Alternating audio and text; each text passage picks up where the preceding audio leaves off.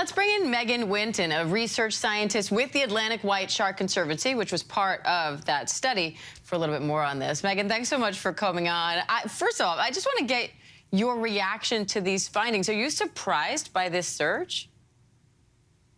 So it's really, also, thanks for having me. Just want to say off the bat, what we're seeing here off of Cape Cod really is a conservation success story. So the white shark population in the Northwest Atlantic declined by as much as 80% over the second half of the 1900s as fishing pressure really ramped up. What we're seeing now over the course of the past decade is white sharks have been protected for a couple of decades, and seals, which are one of their favorite prey items, have also been protected. So we're seeing these two populations coming back into areas where they historically occurred. It really is a good thing for our oceans. So why Cape Cod? This used to be a place that they were this prevalent in? Are they just returning home?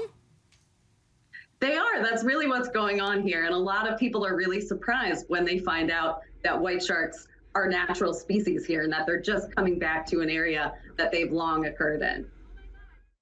Geo's piece talking about warmer waters. So is this a good thing? Does this signify a climate change problem? Walk us through those two aspects of this.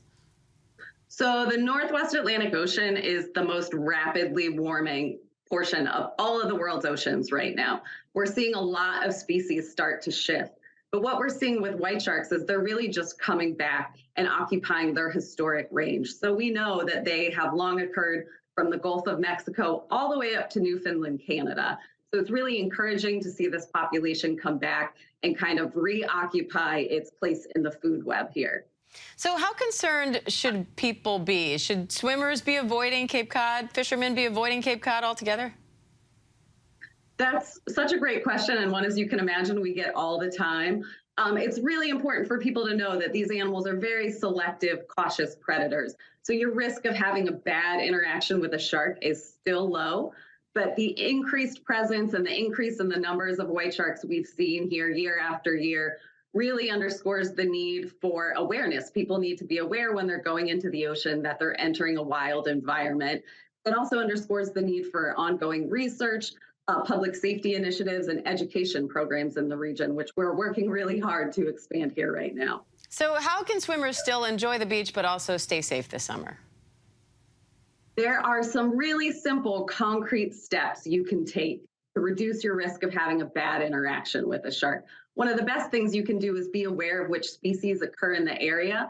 Pay attention to white sharks.